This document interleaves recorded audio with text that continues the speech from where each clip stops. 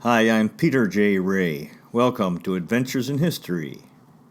Today's topic is Abraham Lincoln, Part 14, the Emancipation Proclamation. We stopped last time on 1862. That year, The Man Without a Country, a short novel by Edward Everett Hale, appeared in Atlantic Monthly magazine.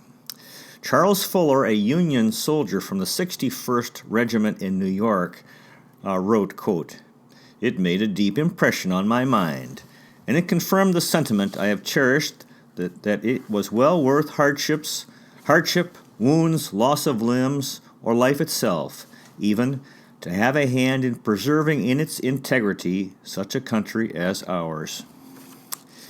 Now, in the latter part of the year, in December, we talked already, General Burnside and the Union Army faced the Confederates in the Battle of Fredericksburg, Virginia. It was a very bad loss for the Union. 1/10 of the Union troops were casualties. The famous poet Walt Whitman spent much time in the Civil War visiting sick and wounded soldiers in the hospitals. Whitman was very good at raising their spirits. During the day, he had a job in the Army Paymaster's office in Washington City, copying pay documents. And again, he was this famous poet. He had his book, Leaves of Grass, very famous book of poetry. Whitman arrived in Washington in December, and one of the things he did, he wrote letters home for convalescent soldiers. Abraham Lincoln did not go to bed New Year's Eve, December 31st, 1862, as he was finalizing the words for the Emancipation Proclamation.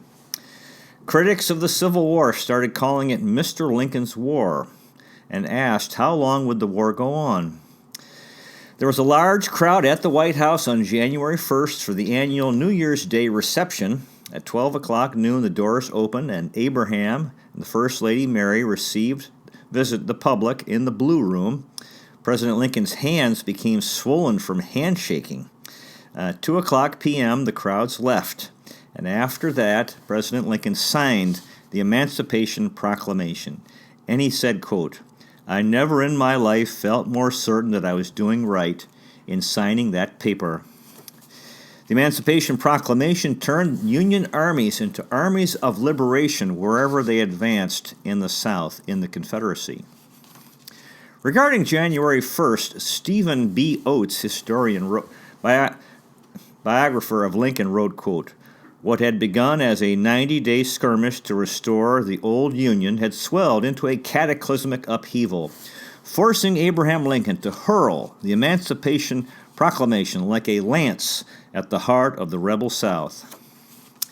On January 1st, that day, New Year's Day, in Boston at the Music Hall, Henry Wadsworth Longfellow, Ralph Waldo Emerson, and Harriet Beecher Stowe were among a crowd that waited for news that the Emancipation Proclamation had been signed, and there was a big celebration when the news came by telegram.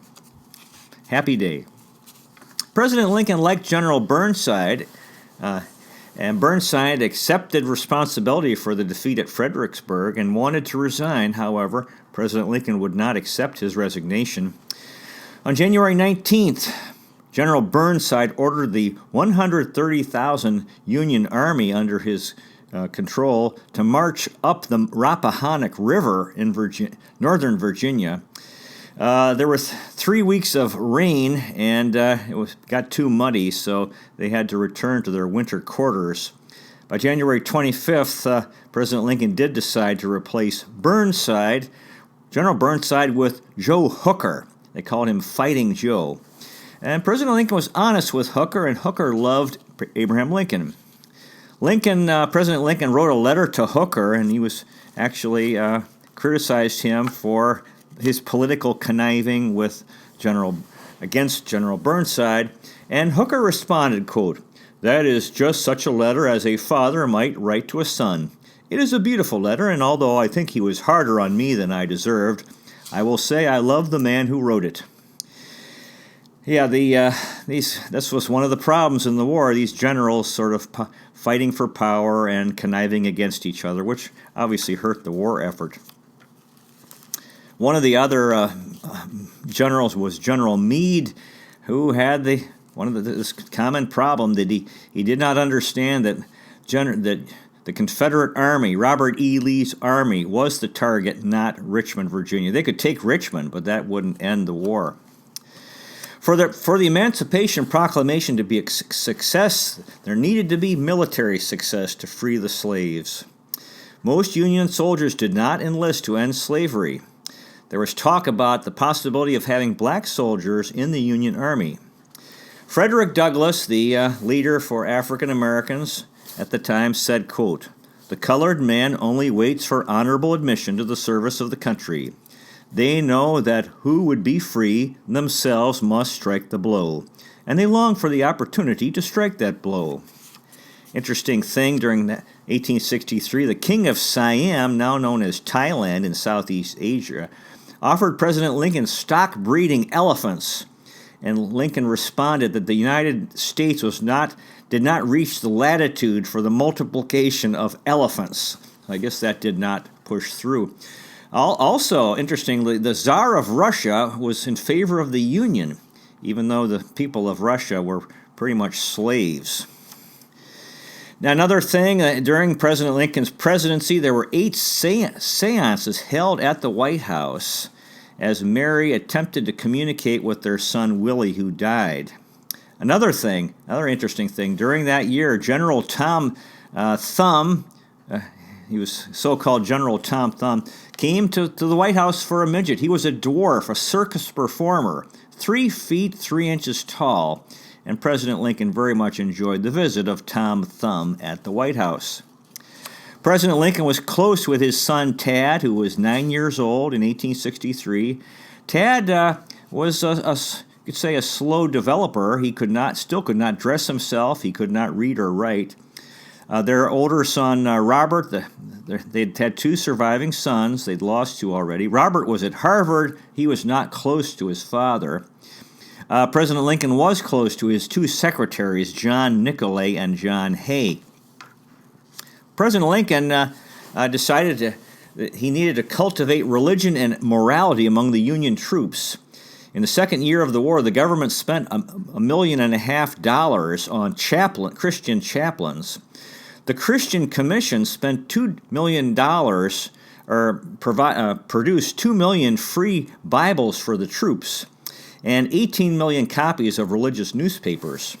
President Lincoln said, quote, "Whatever shall be sincerely and in God's name devised for the good of the soldier and seaman in their hard spheres of duty can scarcely fail to be blessed."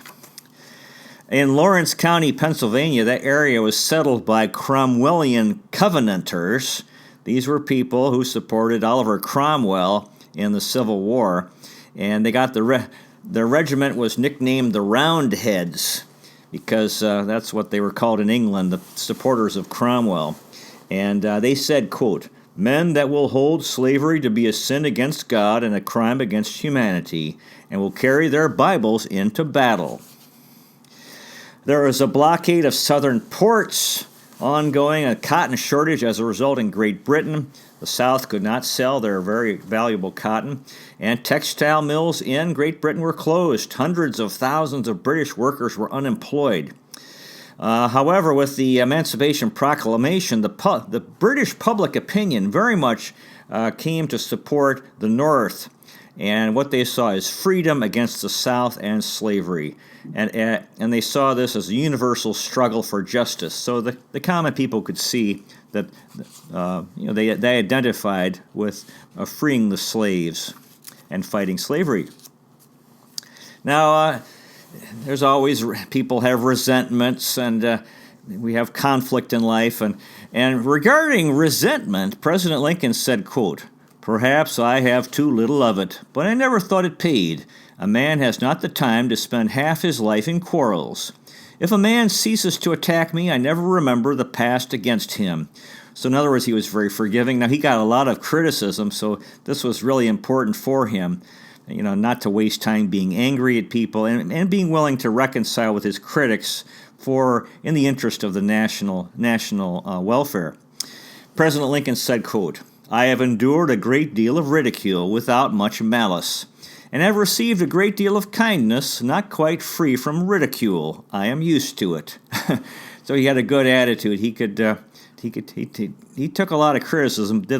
He knew a lot of people liked him also. So he didn't mind all that criticism. Historian William Lee Miller wrote about Lincoln, and he said, quote, "Not many tender-hearted human beings who have shown unusual sympathy with those in trouble or oppressed would in the event prove to be decisive, steadfast, resilient, resolute commanders of armies in battle, and masters of power-wielding statecraft." What a statement. Yeah, such a kind man who could fight this brutal, cruel war and deal with all the complicated political aspects and all the personalities, and he was able to do it. William Lee Miller continued, quote, "Because the millions of African-American slaves were grossly mistreated human beings, there were unique elements of fear, not only in the South but in the North, about what liberation would mean." That's another amazing statement. Yeah, people thought, wow, these people have been hurt so badly. What will happen if they become free? Now, there was one story that came from the war. There was a Union soldier named William Scott from Vermont. He was scheduled to be executed for sleeping on sentry duty, but was pardoned by President Lincoln. And President Lincoln had this responded, quote, "Scott's life is as valuable to him as that of any person in the land. You remember the remark of the Scotchman about the head of a nobleman who was to be decapitated? Quote, It was a small matter of a head, but it was valuable to him, poor fellow, for it was the only one he had."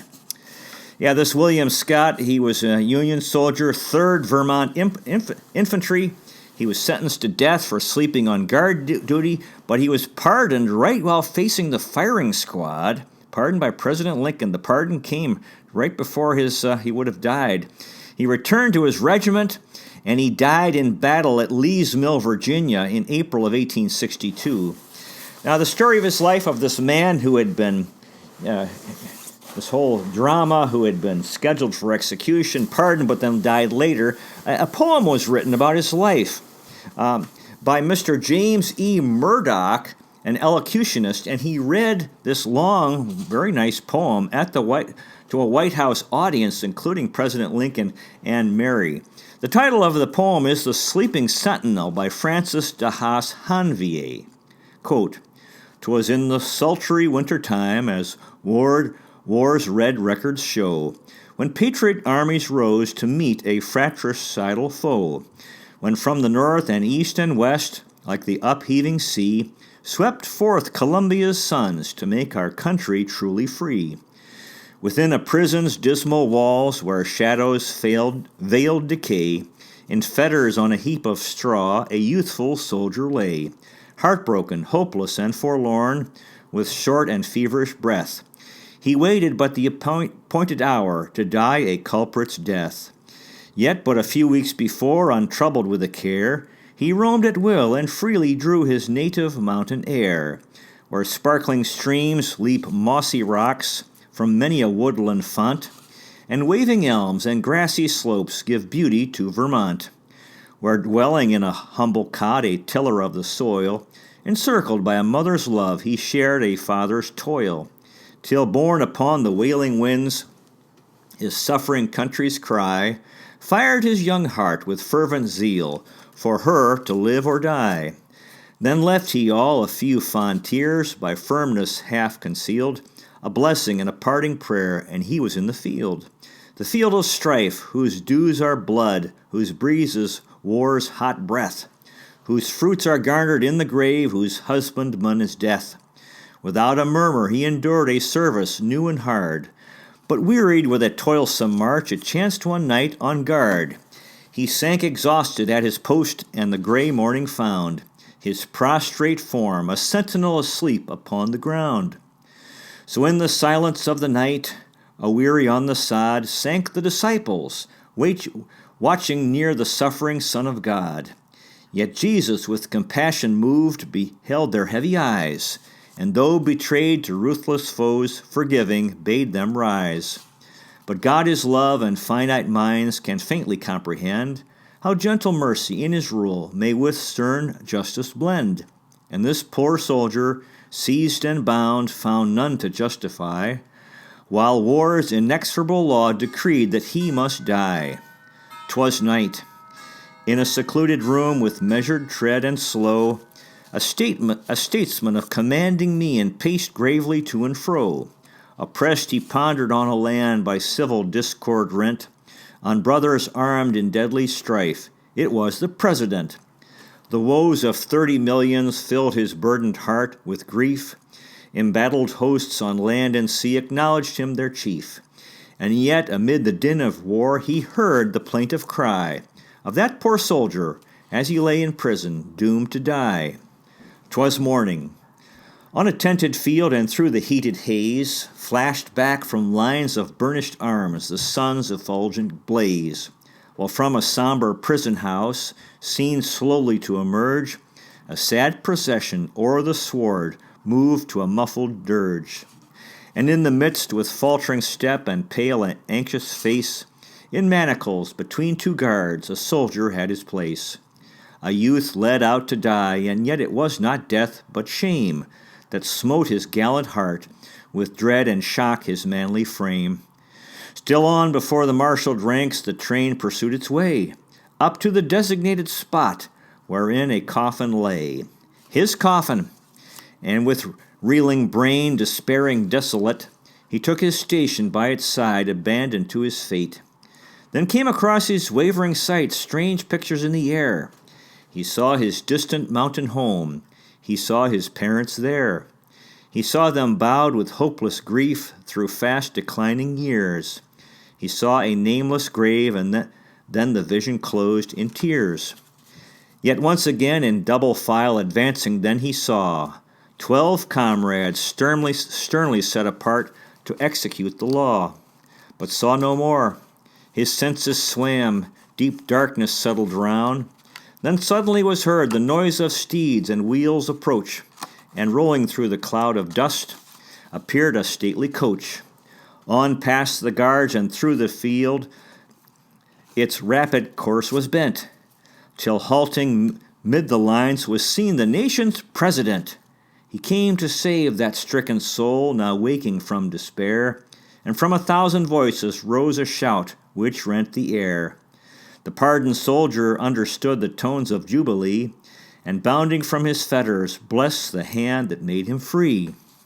'Twas spring within a verdant vale, where Warwick's crystal tide reflected o'er its peaceful breast fair fields on either side, where birds and flowers combined to cheer a sylvan solitude. 2 threatening armies, face to face, in fierce defiance stood. 2 threatening armies, one invoked by injured liberty, which bore above its patriots' ranks the symbol of the free, and one a rebel horde beneath a flaunting flag of bars, a fragment torn by traitorous hands from freedom's stripes and stars. A sudden burst of smoke and flame from many a thundering gun proclaimed along the echoing hills the conflict had begun, while shot and shell athwart the stream with fiendish fury sped, to strew among the living lines the dying and the dead. Then louder than the roaring storm pealed forth the stern command, "Charge, soldiers, charge!" And at the word with shouts a fearless band, 200 heroes from Vermont rushed onward through the flood, and upward o'er the rising ground they marked their way in blood. The smitten foe before them fled in terror from his post, while unsustained 200 stood to battle with a host. Then turning as the rallying ranks with murderous fire replied, they bore the fallen o'er the field and through the purple tide. The fallen, and the first who fell in that unequal strife, was he whom mercy sped to save when justice claimed his life. The pardoned soldier. And yet while the conflict raged around, while yet his life blood ebbed away through every gaping wound, while yet his voice grew tremulous and death bedimmed his eye, he called his comrades to a test. He had not feared to die, and in his last expiring breath a prayer to heaven was sent, that God with his unfailing grace would bless our president. such a nice poem and inspiring story. It's a nice reference to Jesus Christ and when the disciples fell asleep, when he was arrested on Maundy Thursday. Beautiful story. In March of 1863, there were monster rallies in cities in the North supporting the Union in the war. In New York City, in Madison Square, General Winfield Scott spoke at a rally. In March, General Lorenzo Thomas was in the Mississippi Valley, Union general. He was in charge of a refugee program. The freed slaves were being trained to become soldiers in the army, and they were military workers also working on the farms for wages. So the freed slaves were now working for the Union. Doris Kearns Goodwin wrote, quote, Abraham Lincoln found numerous ways to sustain his spirits. No matter how brutally trying his days, he still found time in the evenings to call at William Seward's house, where he was assured of good conversation and much-needed relaxation. His President Lincoln's Secretary of State, William Seward. Now, President Lincoln was a great storyteller. One of his stories was about the War of 1812. There were young women making belts giving to their lovers going to war, and on the belt was a motto, liberty or death. And one of the soldiers said to his girls that the words were too strong. And he said, how about liberty or be crippled? So this was more humor for President Lincoln. In March, President Lincoln had a proclamation asking that because, quote, we know that by his divine law, nations like individuals are subjected to punishments and chastisements in this world, may we not justly fear that the awful calamity of civil war, which now desolates the land, may be but a punishment inflicted upon us for our presumptuous sins, to the needful end of our national reformation as a whole people. So he could see he was really trying to understand the war as in terms of God's plan, and he talks about national reformation. President Lincoln, during this time, had this to say about his wife Mary, quote, my wife is as handsome as when she was a girl, and I, a poor nobody then, fell in love with her, and what is more, I have never fallen out. General Ulysses S. Grant was, quote, the joy of President Lincoln's heart because he fought without demanding reinforcements. Now, Grant did have a drinking problem, but with the Army politics, they inflated it to try to destroy him and the other generals' struggle for power. A delegation of politicians who'd been influenced by these generals demanded that President Lincoln fire Ulysses S. Grant for drinking too much. And President Lincoln said that if he wanted to find the brand of whiskey that General Grant drank, and he reportedly would, quote, send every general in the field a barrel of it. Now, this was a story, and Lincoln was asked if there was any truth to the story, and he said, quote, that would have been very good if I had said it, but I reckon it was charged to me to give it currency. Now, a lot of white people in the North were discouraged about the war and so forth. However, blacks in the South were eager to serve, so this was a great source of soldiers. And Congress was under pressure that there was a necessity to use blacks to win the war. Secretary of War Edwin Stanton on March 25th ordered General Lorenzo Thomas to recruit African American soldiers in the Mississippi Valley and start 5 black regiments. By the end of 1863, there were 20 black regiments in the Union Army. So African Americans, freed slaves, were playing a major role in helping to win the war. And President Lincoln became an eager advocate of black troops. Union soldiers were often in poor health and died due to a lack of medical care during winter quarters. Was reported that a majority of troops opposed President Lincoln's Emancipation Proclamation. So that was an ongoing issue, shaping public opinion. Now, when the Union Army moved into the Confederacy, these slaves would come, and there was really a stampede. They were running to freedom. They knew that through the grapevine, they'd heard about the Emancipation Proclamation, and they knew that if they got to the Union Army, they would not be sent back to slavery, and they would be free. Ulysses S. Grant said to President Lincoln about the emancipation policy using black troops was the heaviest blow to the rebellion. And President Lincoln said black troops would help to win the war.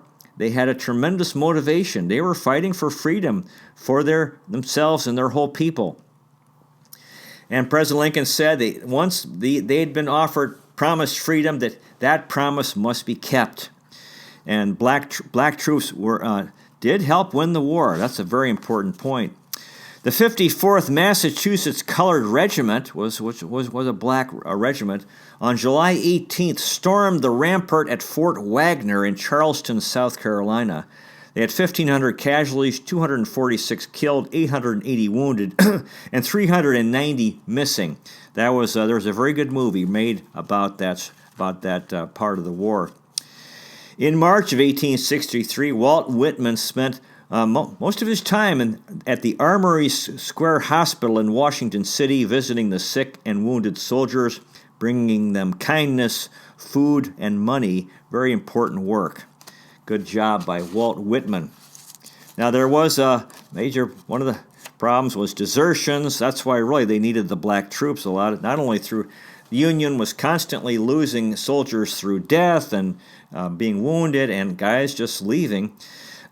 General Joseph Hooker was building new hospitals, and they thought we got to take better care of the troops, better food, including vegetables.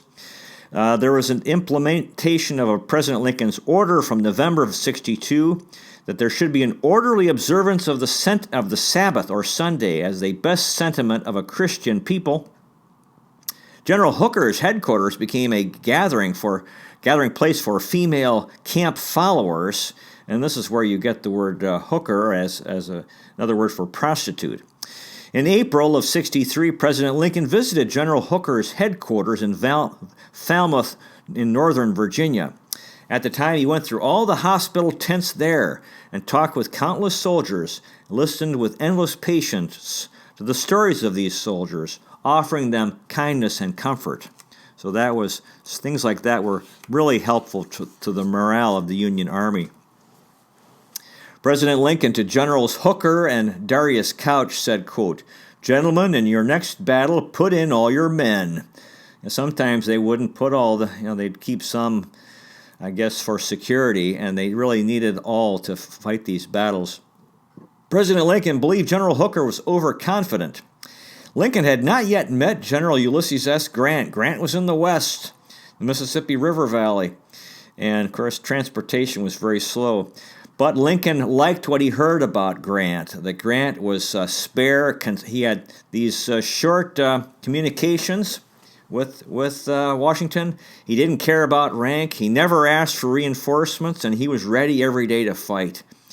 And a lot of the generals in the East, they always needed more troops, and they kept delaying fighting. They put it off. Grant was a fighter, and he would fight with what he had.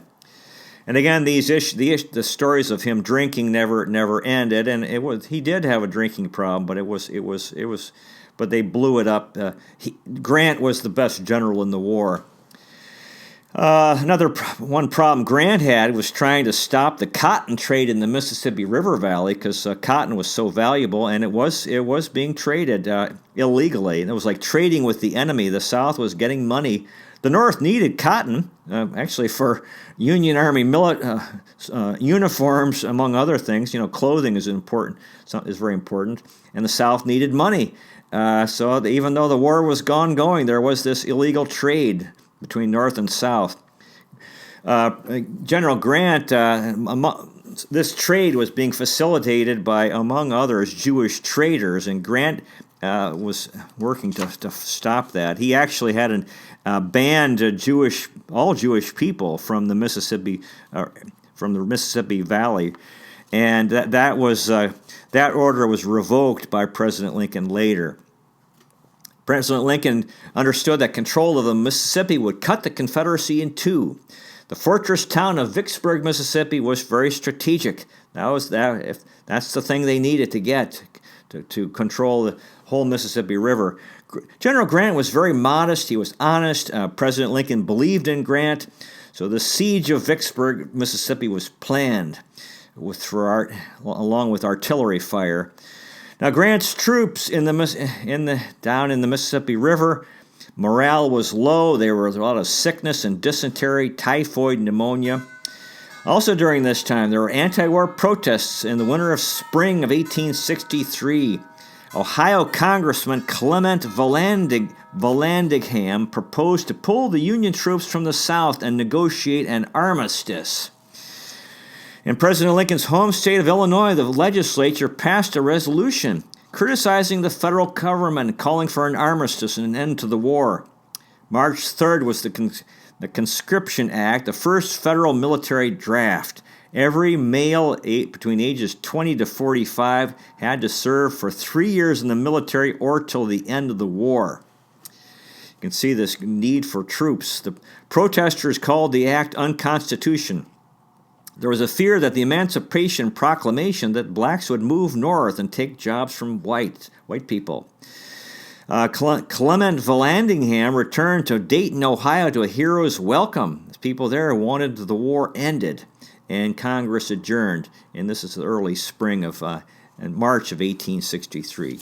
Well, that concludes today's presentation. Good luck to you with your history study. There's so many wonderful history books to read out there. You might consider checking out our website, Adventures in History with Peter J. Ray, at peterjray.com.